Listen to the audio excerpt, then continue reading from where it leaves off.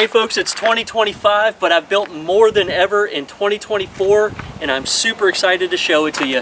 Here's my latest build, here's our old prototype, and I've got a couple huge surprises for you. The first big surprise is I built two campers at the same time. Since green was your most popular suggestion, here's the green one. It turned out great. Thanks for letting me know what you guys like. Now let's get right into why these two new campers are so much better than the original. You guys left me hundreds of suggestions in the comments.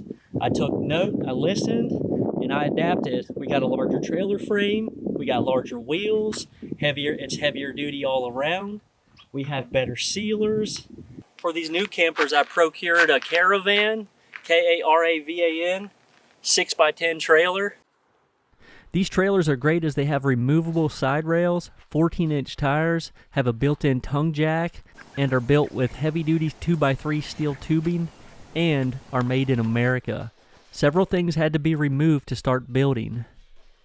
Their gross vehicle weight rating is 2,990 pounds. The trailers are advertised at 6x10 feet, but they're actually a bit wider and longer, which makes the camper's outside measurements 10'6" by 6'5". The length of the campers, including the tongue, is 14 feet. It's about 8 feet tall, maybe 96, 97 inches tall total. The weight, I took it across the scale the other day. It's 1,880 pounds. That's 1,110 pounds less than the gross vehicle weight rating. With a full tank of water, the camper weighs 2,005 pounds. All the exterior wood is epoxied twice and then varnished 5 times for water resistance. This plywood has been epoxied and then painted with 3 coats. Underneath the exterior is a full frame built of 1.5" by 1.5" studs. The roof is a full, unbroken sheet of EPDM rubber from the flat top down through the rounded sides. And that flat top was coated with Henry's Tropical Reflective White Silicone for extra durability and heat reflection. Pardon the sunshine, altering the shot. The windows are polycarbonate versus acrylic on the prototype. There were lots of comments about that. Polycarbonate is an upgrade according to you guys. This is the first time I've used it. It is far more expensive than acrylic. The same 2 windows move up and down, while the screens are now removable for cleaning with 2 small screws.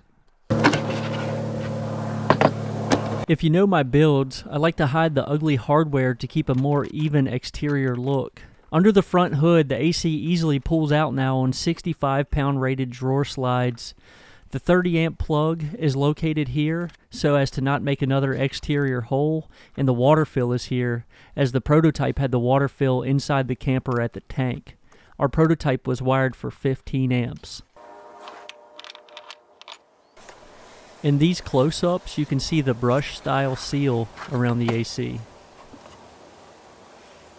You'll notice before I lower this, there's a locking pin here. You can now lock the front hood. The battery is a 100 amp hour lithium iron phosphate deep cycle battery.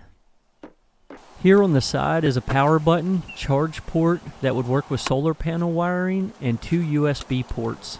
The portable gray water tank drain is here, and back here is where the stabilizing jacks will be. They're in the mail and on the way.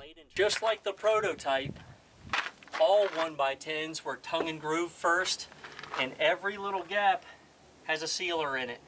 And then I had to clean all that sealer out because it kind of pushed it all together.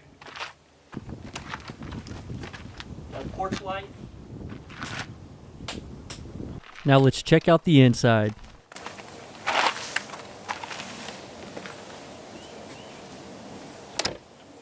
The ceiling height is 6'1½". The width is 5'10½", so that's the length of the rear bunks. Speaking of those, I am now 190 pounds in real life, still 180 in my mind, and they can easily support my weight, so they shouldn't have a problem holding 2 kids. Up front, unlike the prototype, these campers have a real sink and faucet. The sink's 12 by 10 inches. There's a new corner shelf with 3 openings. Up top, I built the same rounded cabinet with sliding doors and rounded trim that folks seem to like. and there's one extra ceiling light up front, making a total of 6 interior lights. Under the cabinet, there's a receptacle that works off of shore power with USB power option, and there's a receptacle that works off of battery power that shares this non-removable panel with the water pump switch. The only downgrade I made over the original was the size of the fridge. To get a sink in this configuration, the fridge couldn't be as tall as before, and I wanted the same style, so I added a shorter retro-styled Frigidaire again. The bonus to this is the under-fridge storage. This area would be great for your shore power extension cord and the 30 amp adapter. There are 5 receptacles now versus 3 in the original. There's the same lower sliding cabinet with more storage area as I move the water pump to underneath the bench seat.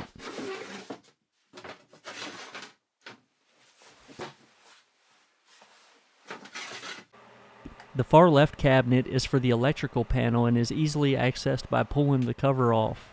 There's an AC and DC panel here with breakers and fuses.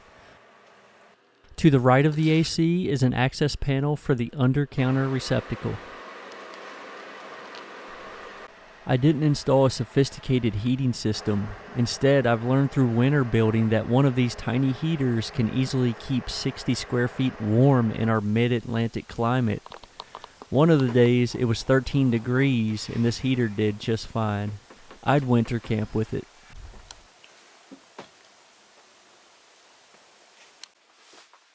The bench seat conversion bed is now 46 inches wide and 81 inches long, making it 2 inches wider and 5 inches longer than the prototype. I made the bed easier to convert with smaller pieces and kept the cushions detached from the wood. This was a tight process in the prototype. The new supports are sturdier as the plywood is now attached to the supports instead of being separate. This took longer to build, but it's an improvement. This process is a lot easier by relocating one or both of the cushions to the shower or one of the rear bunks.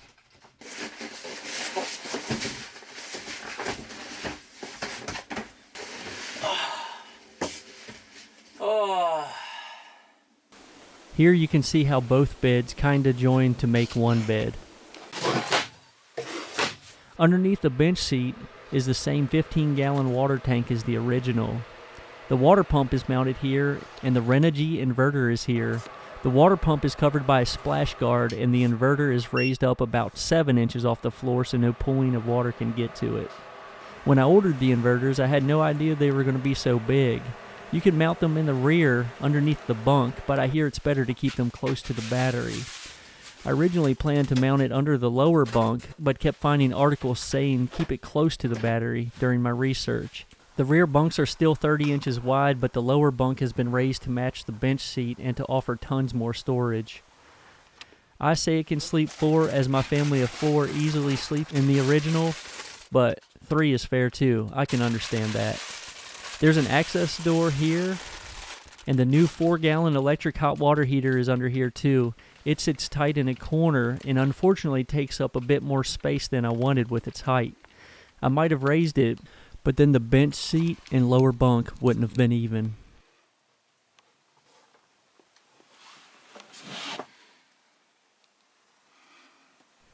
And thanks to the commenter who gave me the idea to raise the lower rear bunk. I tried to go back in the comments and find your name to give you proper credit, but I couldn't find it. I hope you see this video and know that I appreciated your suggestion. This storage area can also be accessed from under the bottom mattress. Many folks suggested using a tankless water heater. I like that idea, especially if it's a one-person camper. But with a family, one person could use the whole allotment of water in one shower. The 4-gallon naturally shortens the showers and shares the water. The average American shower uses 17.2 gallons of water. At the bunks, there's removable covers to access the PEX line for the shower. I used wood blocks in the windowsill this time instead of cloth. Like the prototype, the table folds off the wall, and I used a bolt lock here to make sure it stays there in travel. This wasn't an upgraded lock, but looked less homemade. I like the homemade lock a lot better in the prototype. Now to the shower. This time I used polywall flexible plastic panels and a real shower pan. The new shower is 35 inches long by 23 inches wide. Up top I used a real shower hose and head. For looks, it's a nice improvement over the original's vinyl hose. The ceiling has a few coats of varnish on it for moisture resistance. I kept with the same wood floor style where I used the leftover 1/4-inch plywood, stained it cherry, and polyurethaned it. That look is hard to beat for coziness. Some magnets now hold the windows up. As for other build upgrades to enhance quality, one of the hottest topics in the comment section was the use of Scotch lock on our prototype. On these campers, there's not a Scotch lock anywhere in sight. All pressurized water lines were done in PEX. This was another strong recommendation from the experienced RV users out there. Inside the walls, ceiling, and floor is Foamular 1-inch insulation, whereas the prototype had 1/2-inch insulation. I used all stranded wire for the electrical. This was another great tip from you guys. I sealed under the camper with first a sheet of Tyvek and secondly a layer of polywall for added protection. Folks were concerned how I did the under paneling in my first build. I learned and adapted. We still haven't had any issues with the first build and its lack of under protection, but we'll see how it goes. Now that most folks who aren't interested in these campers have clicked off the video, I want to share the other good news. I don't plan to keep these campers to myself. If genuinely interested, you could own one, and if I can't find an ideal buyer, I'll try to find a way to rent them out locally for this year's camping season. I have set up a website. It's krabalcraft.com, and the availability of the campers is on there under this page. As any sale will be first come first serve, I've set up a way to hold a camper by deposit on the shop page. You can contact me via the information on the contact page. The YouTube comment section is no place to do any negotiation. Each camper has been towed on its own 100-mile road test. I have a tiny bit of cosmetic stuff to finish up, like touch-up paint, and then they'll be available. It's been too cold to paint recently. Now for options, we use a portable toilet in our camper. We store it and use it in the shower room. If you want this option, I'll leave it up to you. They're cheap and quick to order if needed. We're fine doing it that way, but I've learned in the comments that some folks would do that and some wouldn't. Some think it's gross, some don't. Also, we like to use an easy up while camping. Like seen here, you can easily move it to where you need it. On this trip, it rained and we moved it over the picnic table. An awning would be great for these campers, but it would absolutely ruin the look of it. I've been asked a ton of times, why not use a real camper AC? Between the weight, price, and roof location, I haven't been convinced it's the right move. The cheaper ones weigh about twice as much as a window AC. They cost about 3 times more, and they require a ceiling opening that will eventually leak. At a recent RV convention, I noticed mainstream brands beginning to incorporate window ACs. They're practical, light, and economical, and that's why I like to use them. I've built these fully inspired by the simplicity of weekend camping with my family. These are in no way built for full-time living, nor am I claiming to have built the most efficient, weatherproof campers out there. I love many of the manufacturers that pursue those features. I watch their videos and appreciate their efforts fully.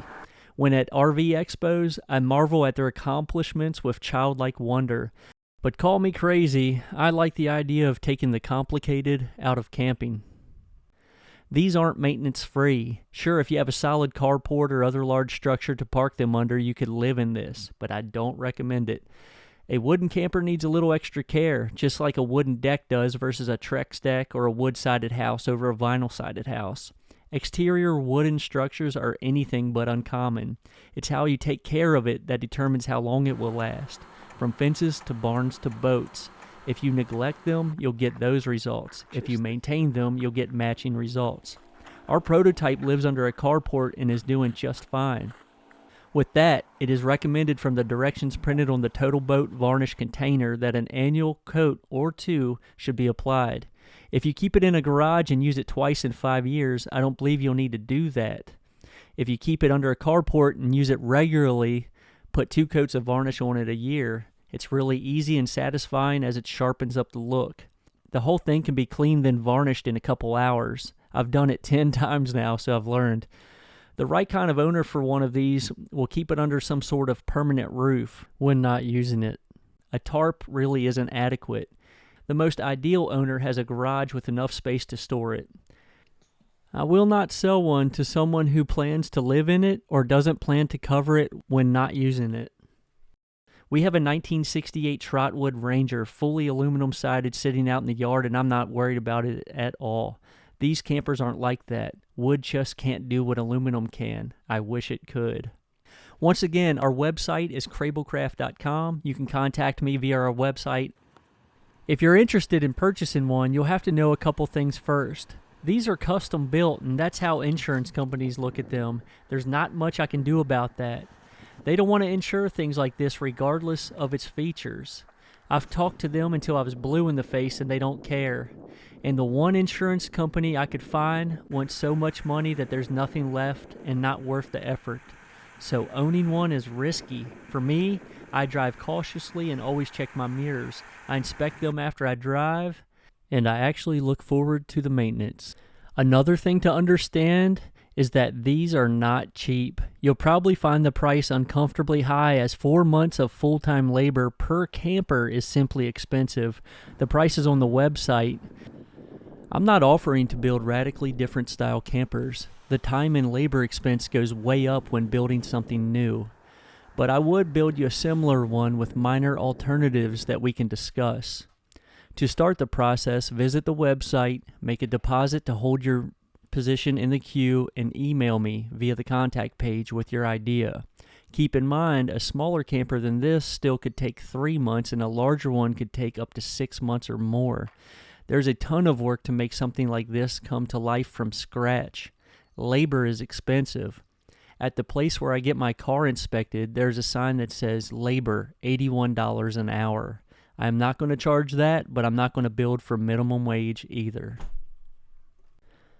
I went down the rabbit hole of what it would take to become a manufacturer, enough so to actually become a manufacturer on paper, for now at least. As I said earlier, it's next to impossible to insure a wooden camper, and even tougher, a marketable wooden camper, so I'll have to come up with something made of aluminum or fiberglass if I ever want to offer a marketable camper for sale. I may build and offer a tiny aluminum square drop or something. It's just that those parameters take all of the fun out of it for me. Nothing can replace the character of wood. I just don't enjoy working with those other materials. On the website's shop page, there's a deposit option to hold the camper. That deposit is fully refundable. For final sale, we'll be in contact directly and we will work out the logistics. If you'd like to see it in person before a deposit, I am happy to accommodate. Just reach out to me via the email and I will respond as soon as possible. This is first come, first serve. I thought it fair to offer them first to you guys who made the builds possible by simply clicking on the videos and spending a few minutes with them. You guys get first dibs. I'll wait a couple weeks, then list them locally. The last time I did that, the other campers sold right away. As for what's in store for the channel, I plan to post far more in 2025. Maybe some how-to videos, more camping videos, or more detailed build videos. I really want to build a Hobbit-themed camper too, so we'll see. The last time I went creatively feral and built this rocket camper, the video didn't do well and I learned to be careful how much creativity I sprinkle on a project. The rocket video is still sitting at a loss. So building a Hobbit camper could be really bad for the channel. Hence the ultimate reason I need to build to sell now and then. These shirts are available on the website if you like the design of the campers and want to support my effort. The print quality is pretty good, and it's an actual photo of the prototype camper. I plan for more designs as well. I'm very grateful that you guys have watched my videos. Thank you so much, and see you sooner than later. Hey, bud. It's 2025, but in 2024 I built more than ever before, and I got a couple huge surprises that I'm ready to...